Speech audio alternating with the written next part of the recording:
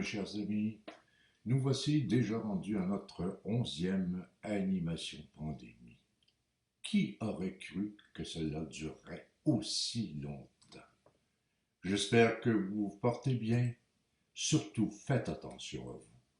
Trouvez-vous des occupations? Bref, comme disait ma mère, changez-vous les idées. Et à ce sujet, je vous offre une programmation variée. D'abord, quelques commentaires sur l'actualité, suivis par un nouveau jeu, qui s'intitule « À quel pays appartient ?» suivi de notre chronique traditionnelle du bon vieux temps. Et cette fois-ci, nous allons aborder quelques pratiques religieuses de notre enfance. Et puis, question de nous relaxer, suivra un nouveau jeu également, qui s'appelle « Yvan Croix ». Évidemment, je vais faire le mauvais jeu de mots. Il s'agit bien du verbe « vendre » et non pas du prénom « Yvan ». Et puis, nous enchaînerons avec les expressions enfantines que nous utilisions donc compte tenu de notre âge il y a très longtemps. Et puis, nous terminerons avec une vidéo nous montrant des animaux et qui nous feront la preuve, hors de tout doute, que ces animaux ne sont pas si bêtes qu'on pourrait le croire. Commençons donc tout de suite. Alors, allons d'abord jeter un coup d'œil du côté de l'actualité. Question de pouvoir l'évacuer par la suite rapidement. Nous savons tous que depuis un certain temps, qu'elle est triste et souvent déprimante, cette actualité. Nous allons aujourd'hui en extraire le plus possible les aspects ridicules et les événements risibles, mais nous devrons aussi constater que l'actualité drôle peut malheureusement devenir parfois une drôle d'actualité. Après le temps d'une dinde, le temps des fêtes, le temps des sucres, voici venu le temps des masques. Et force est de constater que les temps changent, certes, ainsi que les habitudes et les valeurs. Autrement dit, autre temps, autres mœurs. Ainsi, par exemple, rappelez-vous, il y a quelques années, il y a eu un grand mouvement d'opinion au Québec sur la question des femmes voilées. Et on en a même fait une loi interdisant à une personne d'exercer des fonctions publiques voilées, c'est-à-dire d'aller voter, par exemple, voilé, ou d'aller s'assermenter pour devenir citoyen canadien de façon voilée. Donc, c'était important. Et on disait non, pas de voile, pas de couvre-face, pas de couvre-visage. Et maintenant, qu'est-ce qu'on dit aux gens? Pas seulement ces dames-là, mais l'ensemble de la société, vous devez maintenant porter le masque. Alors, voyez-vous, donc, changement de situation et changement d'attitude également. Et changement peut-être à venir dans les valeurs. Vous vous souvenez également que on a eu beaucoup de difficultés lors de grandes manifestations au Québec avec des troubles-fêtes, des sommeurs de troubles qui venaient dans ces manifestations-là masqués de telle sorte qu'ils pouvaient commettre les pires infamies et ils ne risquaient pas d'être poursuivis par la justice puisqu'ils étaient masqués. C'était tellement important et tellement grave que la Ville de Montréal a même senti le besoin d'adopter un règlement interdisant le port du masque lors des manifestations. Et il faut dire, en parenthèse, que ce règlement-là a été invalidé par les cours supérieures. Mais quand même, et maintenant, quelle est la loi? On dit, si vous manifestez, vous avez le droit de manifester, mais à la condition d'avoir une distance sociale de 2 mètres, mais surtout de porter le fameux masque. Le masque qui était indésirable il y a quelque temps devient obligatoire, nécessaire actuellement. Enfin, dernier exemple, moi je suis toujours fasciné à chaque fois que je vais à la banque et que je dois porter là mon masque. Je me dis, il y a 1 an seulement, je me serais présenté masqué à la banque, qu'ils auraient appelé la police et j'aurais été arrêté, croyant qu'ils ont affaire à un malfaiteur. Maintenant, si j'essaye de rentrer à la banque sans masque, ils vont appeler la police et je risque d'avoir des ennuis sérieux parce que je n'ai pas de masque. Je disais tantôt, autre temps, autre mœurs. Parlons maintenant hockey. J'avais cru de façon bien naïve que la pandémie aurait eu un aspect au moins positif, celui de nous éviter les éliminatoires du hockey et du même coup nous éviter de pleurer encore une fois depuis trop longtemps et trop souvent sur les faiblesses des performances du Canadien et son élimination rapide. Qu'à cela ne tienne, nos mordus du hockey ont su reprendre tout cela en pleine canicule. Ainsi, sous des températures d'au moins 75 degrés et des taux d'humidité d'au moins 185%, dehors, sur le bord de la piscine, ou étalé sur le patio avec une petite bière entre les deux jambes, ou encore réunis au sous-sol pour profiter de l'air climatisé, nous avons eu, encore une fois, depuis 27 ans, le plaisir de constater et de partager la défaite de la Sainte Flanelle. Et dire que certaines mauvaises langues osent encore nous traiter de losers. Je vous présente maintenant un petit jeu tout à fait simple, question de se divertir bien sûr, mais aussi de s'encourager, de se valoriser, particulièrement en cette période difficile où on a tendance à se démoraliser. Alors il est simple ce jeu, comme je viens de vous le dire, je vous montre une illustration et puis vous me dites ce qui est représenté appartient à quel pays. Alors on commence, donc la première. Vous avez ici une montagne, évidemment représentant des personnages, des bustes de personnages. Alors il suffit simplement de me dire dans quel pays se trouve cette montagne avec ses sculptures magnifiques, impressionnantes et très célèbres. Je vous laisse 5 secondes.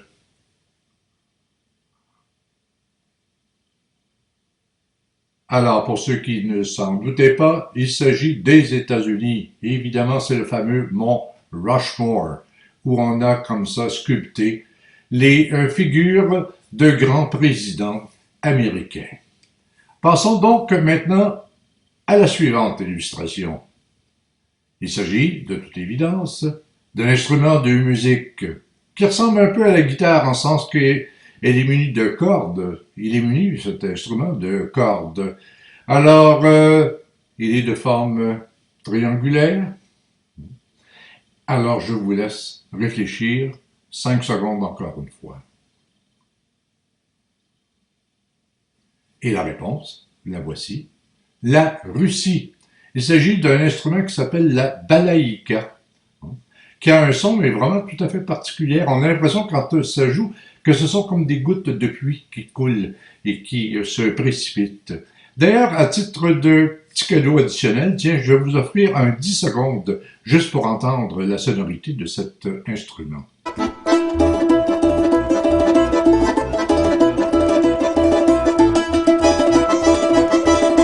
Et nous passons maintenant à l'image suivante. Ah, voici donc une sculpture.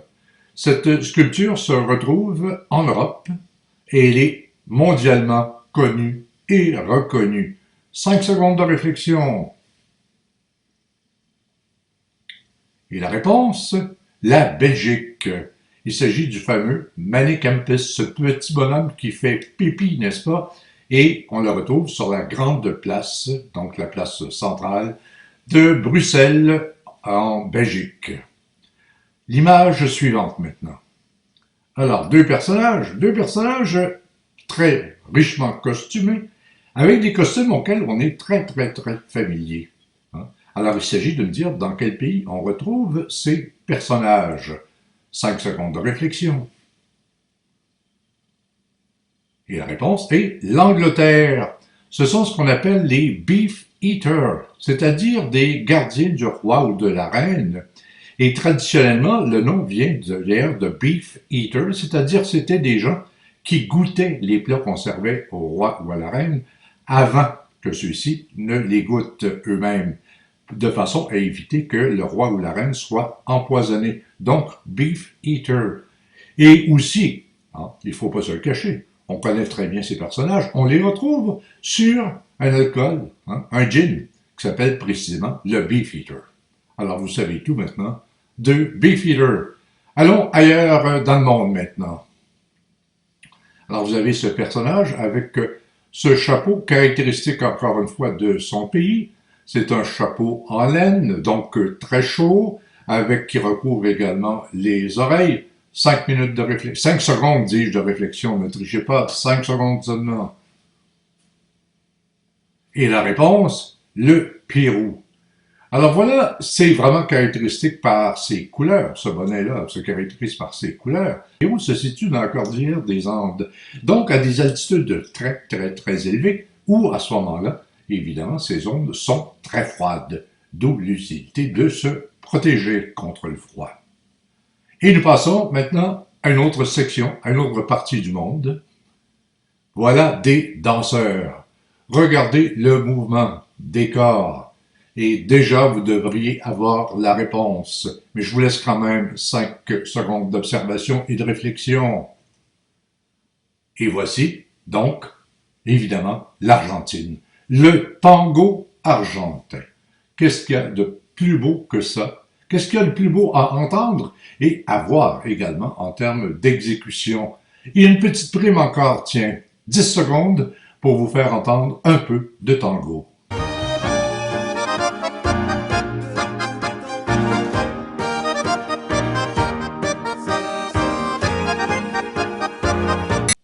Et on se dirige vers une autre partie du monde maintenant, avec cette illustration qui est gravée dans la pierre.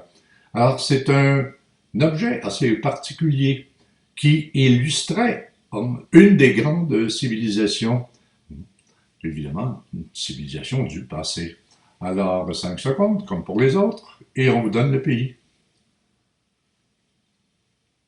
Et ce pays, c'est le Mexique. C'est le calendrier du Maya, pardon, le calendrier Maya, c'est-à-dire que c'est ce qui leur permettrait de se retrouver dans le temps et de faire aussi des pronostics sur ce qui pouvait se produire dans le futur.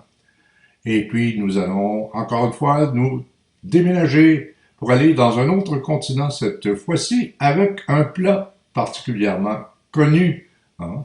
C'est un plat de fromage et de fromage fondu. Alors là, je vous en ai suffisamment donné. Trouvez-moi maintenant le pays de grâce. Et oui, c'est la Suisse, la fameuse fondue au fromage suisse, dite fondue valaisanne, parce qu'elle a été créée dans ce canton qu'on appelle le Valais. Et on termine maintenant avec ce petit bonhomme. Alors regardez bien comment il est costumé, apportez une attention particulière à sa tunique rouge, décorée, et puis le casque, le chapeau, devrais-je dire, de cuir, ça devrait vous donner un indice également. Alors, toujours votre 5 secondes réglementaire. Et puis oui, la Russie. Hein, la Russie qui produisait beaucoup de broderies, de tuniques en broderie, des trucs fins, n'est-ce pas, avec beaucoup de petits détails. Vous avez quand même une simplification ici, mais c'est bien de la Russie, ce costume. Et on termine, et là vous allez me dire chapeau, parce qu'il s'agit vraiment d'un chapeau. Alors vous le reconnaissez, ce chapeau, avec l'espèce de petit pédoncule qui dépasse, là. Et puis évidemment c'est un béret, on le sait. Et le béret peut caractériser certains pays, mais surtout, dans notre imaginaire, un très connu, incontestable, 5 secondes encore. Et évidemment, il s'agit de la France. Alors, écoutez, c'est pas compliqué. Le béret pour la France, c'est l'illustration classique, n'est-ce pas, archi-classique du français. Vous vous souvenez, on se représentait le français avec le béret et avec le pain côté en dessous du bras. Alors, c'était donc le béret et la France. Et quel beau pays qu'est la France. Et c'est là-dessus que se termine ce jeu, intitulé « À quel pays appartiennent ces choses ?» Dans le cadre de notre présente chronique du bon vieux temps, nous allons aborder aujourd'hui quelques pratiques religieuses de notre enfance qui nous ont peut-être encore laissé des souvenirs indélébiles. Ainsi nous traiterons du mois de Marie, des processions et de la fameuse confession. Alors, bonne écoute. Ah, le mois de Marie. Comme le cantique le dit, c'est le mois le plus beau. La neige a disparu, la pluie et la boue du début du printemps a cédé la place au soleil et à la chaleur. De la terre qu'on peut déjà humer, renaissent doucement quelques fleurs. Les arbres se parent de leurs feuilles et les oiseaux reviennent de leur pèlerinage au loin. Et les jours s'allongent. Enfin, on peut aller jouer dehors plus souvent et plus longtemps, sans avoir à s'encombrer des bottes et des vêtements lourds d'hiver. On retrouve nos bicyclettes et nos jeux, les billes que l'on appelait des allées, et on les jouait au trou ou à piner. Il y avait la cachette, bien sûr, le peggy avec 2 bouts de bois, la tag pas si malade que ça, et bien d'autres jeux. Bref, on commençait à entrevoir l'été et le plaisir de l'été. Et comme le dit également le cantique, c'est le mois béni de la Vierge Marie. À tous les soirs de la semaine du mois, nous nous rendions nombreux à l'église pour une cérémonie en l'honneur de la Sainte Vierge. Il y avait des chants et nous récitions le chapelet. C'était agréable. C'était une petite sortie, certes, qui nous permettait de prendre l'air et de profiter du beau temps enfin revenu. Ah, j'oubliais de vous le dire, il y avait une autre raison qui poussait tous les gars du village à y assister à cette cérémonie. Et cette raison résidait dans la présence rarissime de toutes les jeunes pensionnaires du couvent. Je dis rarissime car elles venaient à l'église, selon mon souvenir, qu'une fois par année pour cette occasion, car le couvent possédait sa propre chapelle où se déroulaient les principales cérémonies religieuses. Donc, une heureuse exception qui faisait bien l'affaire des gars du village qui y allaient joyeusement d'œillades soutenues envers les filles et qui me laisse encore un doux souvenir de ce mémorable mois de Marie. Louer à tout moment le Saint-Sacrement. Voici le thème de la principale activité estivale religieuse de notre enfance. Il s'agissait, par une procession grandiose, de rappeler l'un des dogmes de l'Église catholique, soit la présence du corps et du sang du Christ dans l'hostie sainte. Je ne me souviens pas si j'avais bien compris à l'époque le sens exact de la célébration de cette fête, mais ce qui avait marqué mon imagination et retenu mon souvenir était l'ampleur et le caractère somptueux de cette fête qui venait rompre la monotonie tranquille de la vie semi-rurale de notre petit village. Le tout se déroulait par un beau dimanche de juin, soit 60 jours après la fête de Pâques. Presque tout le village y participait, jeunes et vieux, membres de communautés religieuses, écoliers, édiles municipaux, notables et ouvriers, tous se faisaient un honneur d'en être. La présence de groupes religieux était souvent soulignée par de grandes bannières colorées et fort impressionnantes. Après une cérémonie à l'église composée de chants et de prières, à l'abri d'un dais, le prêtre entamait la procession portant ostensiblement l'ostensoir contenant la sainte hostie, suivi des fidèles qui s'étaient entassés dans l'église. Le trajet se déroulait à travers les rues du village, bordées de fidèles venus rendre hommage à Dieu, sur une distance d'environ 1 à 2 kilomètres. Prières, chants et musique animaient alors la foule des fervents jusqu'au reposoir établi sur le balcon d'une grande propriété d'un notable de la place. Dans certains villages, on avait même fait construire une petite chapelle permanente, désignée justement chapelle de procession. Comme son nom l'indique, il s'agit de poser l'ostensoir un moment et de reposer également les marcheurs.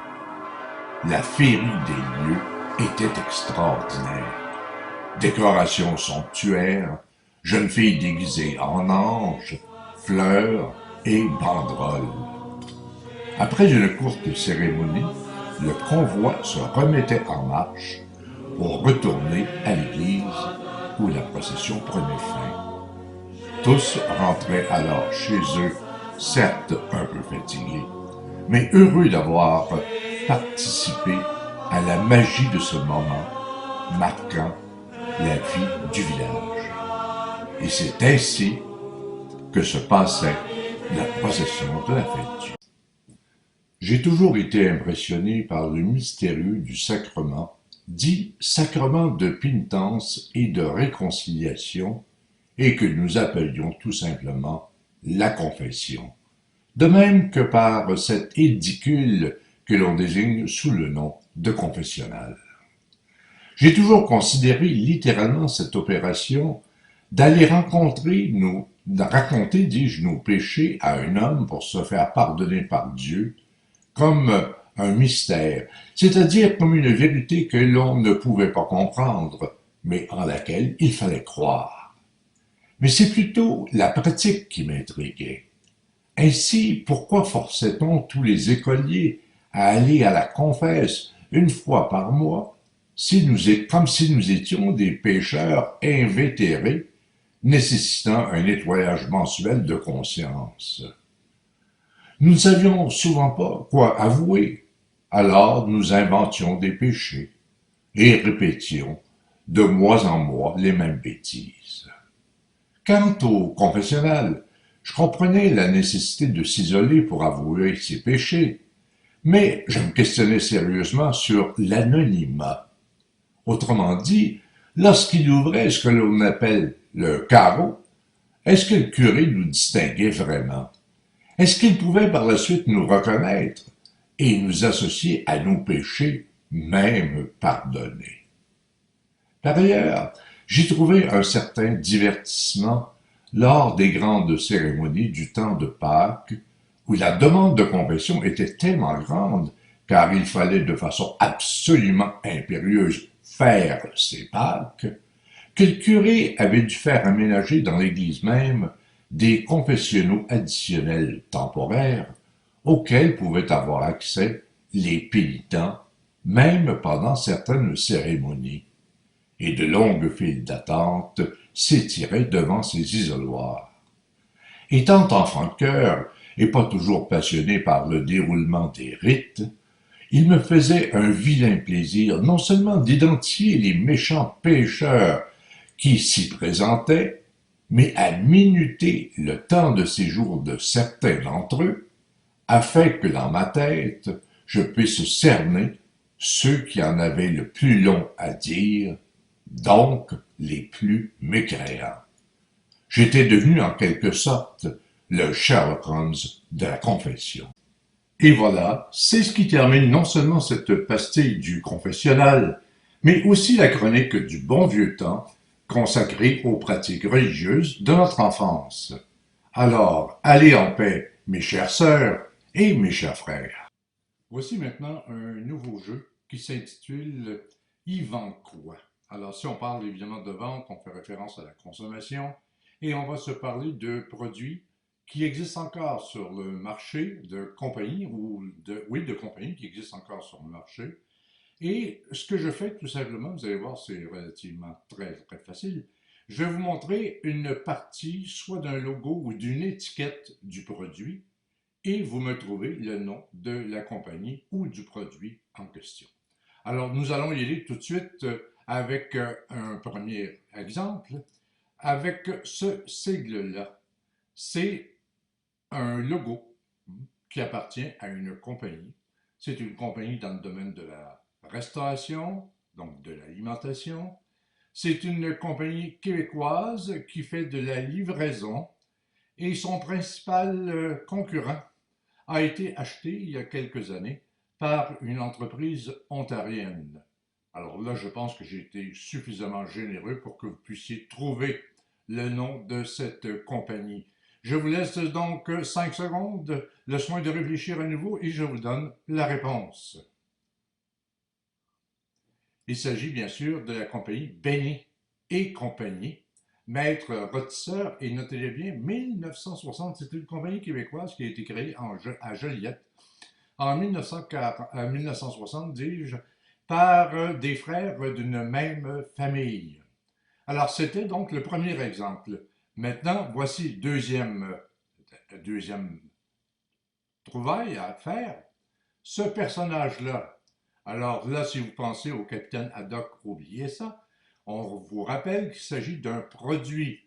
C'est un produit qui sert en pharmacie. C'est un produit qu'on a utilisé depuis notre tendre enfance. Lorsqu'il y avait des toux, des rhumes et des grippes dans les familles, on s'achetait donc ce produit. Et sur le produit même, encore, on retrouve la photo de l'inventeur du produit. Alors, la grande question, quel est le nom de ce produit? Réponse? Eh oui, le fameux sirop Lambert. Alors, vous vous souvenez, nos parents, et particulièrement nos mères, dès que l'on toussait moindrement, on allait te donner un petit bout, je vais dire une cuillerée de sirop Lambert. Alors, voici maintenant un troisième personnage. Alors, vous voyez bien qu'à son air, et surtout avec le dessus de la tête, que c'est pas une annonce de shampoing, bien sûr. Alors, c'est un monsieur qu'on connaît bien depuis des années de temps et qui nous a aidé à garder notre maison propre. C'était donc les indices. Vous avez maintenant, encore une fois, votre 5 secondes de réflexion. Et maintenant, la réponse est tambour. Évidemment, Monsieur Net. Je n'ai pas trouvé d'illustration en français, mais c'est le même produit. On l'appelle en français, bien sûr, Monsieur Net. Au suivant maintenant, comme dirait Jacques Brel, voici un personnage. Un personnage de l'histoire américaine, d'un peuple concentré dans un État de l'Ouest américain. Hein? Alors, cette religion a donné le nom à un produit que l'on retrouve régulièrement, n'est-ce pas, dans notre alimentation, ou qu'on retrouvait plutôt régulièrement dans notre alimentation. Il faut dire qu'on en mange moins de ce temps-ci. Alors voilà, vous avez les indications. On en mangeait surtout au déjeuner, mais là, vraiment, vous êtes comblés. Je vous ai donné le maximum d'informations et d'indices. Alors donc, j'attends le délai et la réponse est et évidemment, Quaker, la marque Quaker de Gruyot, hein, Oats, 100% grain Canadian Oats. Alors voilà qui nous rappelle également des bons souvenirs. Nous passons au suivant. Alors, pour ceux qui ont faim actuellement et qui ne pensent qu'au bonhomme Pillsbury, il ne s'agit pas du bonhomme Pillsbury. Il s'agit du logo d'une compagnie française très, très, très reconnue et qui existe encore, et puis qui fait référence à une partie de l'auto que nous allons changer très bientôt, ou on aura changé en fonction de l'hiver. Encore une fois, je pense que je suis trop généreux, hein, je suis trop bon finalement. Alors donc, votre 5 secondes quand même de réflexion. Et la réponse est Michelin. C'était le fameux bonhomme Michelin qui est l'emblème des nœuds du même nom. Et je termine maintenant avec un personnage, le personnage-ci, qui ressemble un petit peu au capitaine Haddock dans Tintin, mais ne pas confondre. Et c'était l'emblème et ça l'est encore un petit peu, je pense, l'emblème d'une compagnie, d'un produit que l'on juge maintenant toxique et qui est de plus en plus onéreux et difficile à se procurer. Alors, quel est le nom de cette compagnie? 5 secondes, comme d'habitude. Et la réponse, c'est Players. Et là, vous avez, si vous notez bien, là, vous avez une boîte de conserve dans laquelle il y avait le tabac. Et les gens, à ce moment-là, à l'époque, roulaient leurs cigarettes. C'était plus économique quand même. Mais il y avait toujours, évidemment, les fameuses cigarettes en paquet. Et c'était, souvenez-vous également, dans les années 50, Players était annoncé pendant l'émission des Ploufs avec l'annonceur Les Tourneaux. Alors, ça ne nous rajeunit pas tout ça. Et je pense que vous avez deviné l'ensemble des défis qu'on vous a donnés. Donc, félicitations et passons donc à autre chose. Je vous propose maintenant de faire un retour dans le temps d'un bon nombre d'années, c'est-à-dire de revenir à l'âge de notre enfance. Et on pourrait situer cette enfance-là, disons, à l'âge de la rentrée scolaire à l'époque, c'est-à-dire autour de 6 ans, jusqu'à 12 ans. Donc on parle de l'enfance. Et puis évidemment, comme nous sommes évidemment des jeunes, mais pas de la première, n'est-ce pas, lancée, c'est-à-dire qu'on a quand même un certain âge, ce qui veut dire donc qu'il y a un bon nombre d'années de cela. Et je voudrais aujourd'hui m'attarder sur des expressions qu'on utilisait très souvent, parfois même sans en connaître le sens, mais qui circulaient comme ça un peu partout entre nous et, règle générale, qui se retrouvaient à travers toutes les régions du Québec. Je commence par peut-être par la plus utilisée, quand on traitait quelqu'un, par exemple, de bébé lala. Hein? Bébé lala.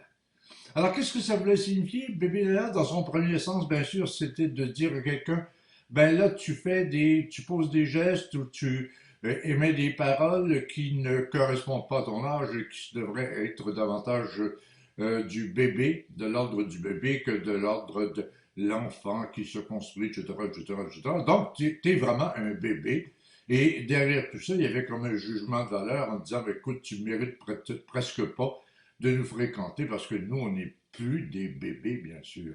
Alors ça, c'était un sens, mais il est devenu très vite et il s'est élargi ce sens-là, de telle sorte que lorsqu'on voulait embêter quelqu'un, peu importe la raison, on lui lançait comme ça, ah, t'es vraiment un bébé là, en laissant à la personne le soin de trouver pourquoi il avait mérité cette expression de bébé lala. Alors, en voici une donc expression. Passons à la suivante. Maintenant, il nous arrivait fréquemment à l'heure des repas, ou juste un petit peu avant l'heure des repas, d'harceler notre mère en disant écoute, maman, j'ai faim, j'ai faim, j'ai faim, j'ai faim. Et on répétait ça de nauséabme. Et souvent de fois, qu'est-ce que répondait notre mère? Elle nous disait mange ta main, garde l'autre pour demain. Et moi, ça m'a toujours fasciné. Bien sûr qu'on comprenait l'expression. Elle voulait nous dire, ben là, sois patient, tu vas finir par manger. Mais si on la prend au texte, cette expression-là, elle est bizarre. Mange ta main, garde l'autre pour demain. D'abord, pourquoi dire ta main et non pas une autre partie du corps, comme le pied, par exemple? Donc, il y avait là un choix prioritaire, ou en tout cas arbitraire, sur la partie du corps, la main. Hein? Puis, mange ta main, puis garde l'autre pour demain. Donc, si tu n'as pas à manger demain, tu vas manger l'autre main.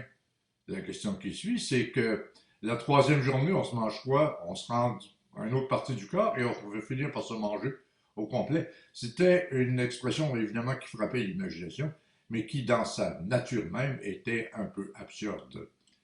Troisième expression, ah ben ça c'était presque une chanson aussi. Hein. C'est pas moi qui a brisé la machine à vapeur, c'est ma sœur. Alors ça, c'est quand quelqu'un, par exemple, ne reconnaissait pas avoir fait une faute, une erreur. Alors on lui chantait ça. Non, c'est pas moi qui ai brisé la machine à vapeur, c'est ma sœur. Bon, voilà, c'est de reporter sur quelqu'un d'autre ce que l'on a pu faire de mal, mal étant peut-être très anodin à l'âge de l'enfance. Celui qui le dit et celui qui l'est. Hey, ça, on l'a entendu souvent. Tu sais, quand tu reprochais à quelqu'un, tu lui disais, bah, mais voici, ça fait pas mon affaire et tout ça. Ou c'est toi qui as fait ça. Et là, on répliquait toujours, ben, celui qui le dit, c'est celui qui l'est. Alors, à ce moment-là, le reproche que tu faisais te revenait carrément d'en face, hein, en disant, non, non, c'est toi qui as ce problème-là, c'est pas moi. Ça rejoint un petit peu une expression française qui disait c'est la poule qui caquette qui est celle qui a pondu. Alors finalement, tu sais, c'est la personne qui le dit en premier. Très souvent, c'est pour cacher le fait qu'elle soit elle-même coupable. Donc, tout ça derrière cette expression, celui qui le dit, c'est celui qui l'est. Hein. Une autre expression un peu plus rare, peut-être, et peut-être plus chez les gars que chez les filles, Non, on disait aïe aïe mon oncle ou chut mon oncle. C'est-à-dire que lorsque on contraignait quelqu'un, par exemple, on l'encerclait, on le tenait, et on disait à la personne, pour pouvoir être libéré, ben là, il faut que tu cries aïe aïe mon oncle ou chut mon oncle. Et là, à ce moment-là, si la personne s'était comme avouée qu'elle était perdante, à ce moment-là, on la libérait. Dans mon entourage, moi, de gars, on avait une pratique qui était vraiment, quand on y pense après coup, très, très, très dangereuse. Évidemment, on écoutait à la télé la lutte. Hein, et ce qu'on essayait de faire, évidemment, on luttait entre nous régulièrement. Et on essayait les dernières prises qu'on avait vues à la télé. Et là, on se faisait mal. En fait, pas tout le temps, mais souvent, on pouvait se faire mal. Mais quand on faisait la fameuse prise, la personne devait absolument dire aïe aïe mon oncle ou chute mon oncle pour qu'on arrête. Hein. Sinon, à ce moment-là, on attendait jusqu'à la dernière extrémité. C'était un peu brutal, mais quand même. Puis il y avait l'expression aussi porte-paquet. Hein. Dans chacune des classes, il y avait toujours un élève ou une élève ou quelques élèves qui avaient l'oreille attentive de la maîtresse d'école. Et ces élèves-là avaient la langue bien pendue et allaient rapporter à la maîtresse ce qu'on avait pu faire de dérogation au règlement. Et grâce à ces porte-paquets, n'est-ce pas, très souvent, on était punis. Alors, évidemment, les porte-paquets étaient facilement identifiables dans une classe, et une fois qu'on les avait identifiés, on s'en méfiait, évidemment, considérablement. PPH, est-ce que ça vous dit quelque chose, ça? PPH. On dit, hey, non, non, toi, t'es un PPH, hein? Ah oui, ça, c'est PPH. PPH passera pas l'hiver. Hein? Ah, t'es pas bien fort, finalement, tu réussiras pas à passer à travers les rigueurs de l'hiver, non, non, tu s'en sortiras pas. PPH. Hey, vraiment. Et puis, l'autre expression aussi, ton père travaille pas dans la vitre. Ça, c'est quand quelqu'un, par exemple, on était plusieurs, quelqu'un venait se placer devant toi pour voir ce que toi-même tu tentais de voir. Et là, à ce moment-là, ça t'obstruait la vue. Alors, tu lui disais tout simplement, écoute, ce que ça voulait dire, c'est tasse-toi pour me permettre de voir. Alors, on disait, ton père ne travaille pas dans la vitre, donc toi, t'es pas transparent. Donc, dégage. Bon. Une autre expression, police pas de cuisse numéro 36. Ça, on le disait très, très, très fréquemment. Et en préparant cette chronique, je me suis posé la question, oui, mais pourquoi on disait ça, police pas de cuisse numéro 36? J'ai fait des recherches sur Internet et j'ai vu que c'était pour se moquer aimablement, gentiment de la police. Mais c'est quand même curieux, d'après mon souvenir, ça n'avait pas vraiment de rapport avec la police. D'ailleurs, je me souviens pas, même pas si dans mon petit village, à cet âge-là, on avait un policier. Alors, mais évidemment, on comprend bien, là, c'était la rime, police, cuisse et 36 qui faisait que ça se disait bien, mais je me souviens plus dans quelles circonstances on l'employait et sur le dos de qui on voulait la faire porter. Bon. Et puis une autre expression aussi que mon père utilisait et que plusieurs personnes utilisaient aussi, en parlant de la température, quand il faisait froid, mais froid et humide. Alors mon père disait, il fait cru, hein, cru. Ben, je trouve que l'expression, elle est très juste. C'est-à-dire que c'est la combinaison des deux. Hein. Ou encore, il y a des gens qui disaient, il fait fret, pour, à la place de, il fait froid, bien sûr. Ça, on comprend ça. Mais ça faisait référence que à la température, tandis que cru, on combinait humidité et froid, bien sûr. Et puis, souvenez-vous maintenant au printemps. Les dernières neiges étaient à peine fondues, commençaient tout simplement à fondre. Quelle était notre principale activité à l'extérieur? C'était de jouer aux billes. On jouait aux billes, on avait deux types de jeux. Il y avait, on se créait un trou dans le sol, et là, on lançait nos billes comme ça pour essayer de faire des points et de gagner les billes des autres. Je me souviens, sur la rue Sainte-Anne de Saint-Hilaire, où je suis né, moi, dans le trottoir, il y avait comme ça un espace où il n'y avait pas de béton. Alors, ça nous faisait un trou naturel pour aller jouer aux billes. Puis l'autre jeu, évidemment, c'est ce qu'on appelait piner une bille. Parce qu'il y avait évidemment des petites billes, des billes ordinaires, mais il y avait aussi des grosses billes. Évidemment, la grosse bille valait plus et était plus désirée que les petites billes. Alors, le jeu était relativement simple. quelqu'un prenait sa grosse bille, la posait au pied d'un mur, et puis mettait à distance évidemment les autres joueurs, et les autres joueurs, avec leur petite bille, devaient la lancer pour essayer d'atteindre la grosse bille. Et celui qui atteignait la grosse bille, évidemment, obtenait cette grosse bille. Évidemment, ça permettait, si la distance était vraiment respectée, était aussi convenable, et s'il y avait beaucoup de participants, ça permettait au propriétaire de la grosse bille de l'avoir échangée pour un paquet de petites billes. C'était une forme de troc, auquel troc on greffait le plaisir, évidemment, de l'échange, de la négociation sur la quantité de l'un pour l'autre. Mais je voudrais revenir, puisqu'on parle des expressions. Le terme vrai, le terme juste, ce sont les billes. Mais on n'appelait pas ça les billes dans notre temps. On disait, on va jouer aux allées. Pourquoi les allées? J'essaie de faire le lien entre allées et billes, je ne les vois pas. Ou encore, il y a d'autres personnes qui disent, on va jouer au smoke. Mais au smoke, si on jouait aux cigarettes, je pourrais comprendre. Mais quand on parle de billes, là, je perds mon latin. Mais c'était les expressions qu'on utilisait. Jouer aux allées ou jouer aux billes, puis piner pour lancer la petite bille sur la grosse bille. Alors voilà. Et puis, il y avait aussi des expressions anglaises. Moi, par exemple, mes parents disaient très souvent va porter quelque chose sur la pantry. La pantry, c'était le comptoir de la cuisine. Et sur lequel on posait évidemment les différents éléments de la cuisine. Alors, la pantry. Alors voilà autant d'expressions qui ont émaillé notre enfance. Et ça fait parfois du bien de faire ce voyage-là, cette excursion-là dans le temps, pour retrouver notre façon de faire, mais surtout notre façon de dire.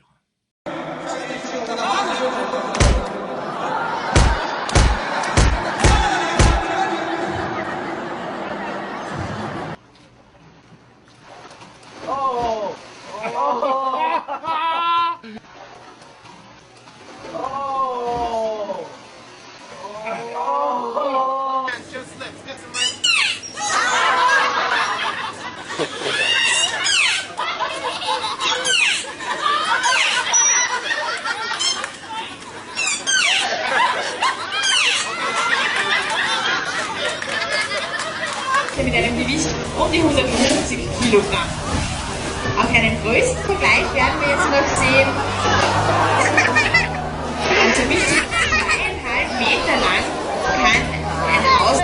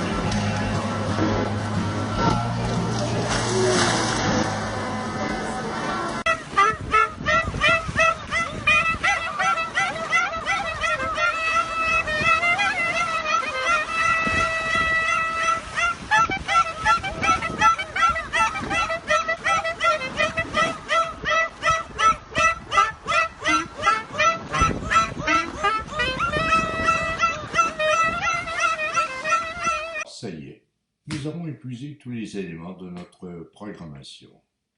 J'espère qu'il y a encore quelques braves à m'écouter, ayant résisté au sommeil. Quant aux autres qui auraient sombré dans les bras de Morphée en cours de route, je me console en me disant que, au moins, mon animation aura servi à cela. J'espère que cette animation a su vous plaire, vous informer, vous divertir et vous rappeler de bons souvenirs. Alors j'en serai content, car c'était les buts visés. Soyons prudents, soyons patients, tout cela n'est pas fini. Et si c'est le cas, vous pourrez toujours compter sur moi. Donc, au revoir et à une 12e animation.